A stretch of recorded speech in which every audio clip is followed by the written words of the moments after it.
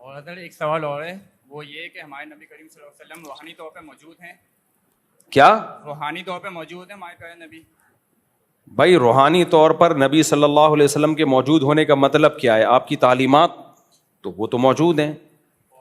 آپ جسد اطہر آپ کا قبر مبارک میں ہے، ہر جگہ تھوڑی ہے. حضرت ایک جیسے بریلوی حضرات کہتے ہیں کہ ہمارے پیارے نبی جو ہیں ہر جگہ موجود ہیں، غلط کہتے ہیں. یہ غلط کہتے ہیں. اور لیکن اسلام میں عقیدے بالکل دو اور دو چار کی طرح واضح ہیں. نبی صلی اللہ علیہ وسلم اپنی قبر مبارک میں ہیں، جسمانی طور پہ بھی روحانی طور پہ بھی.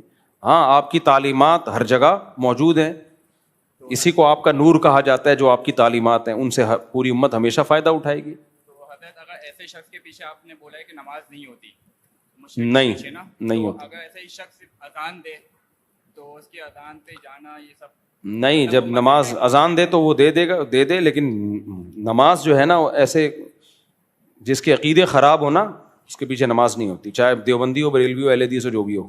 جزاک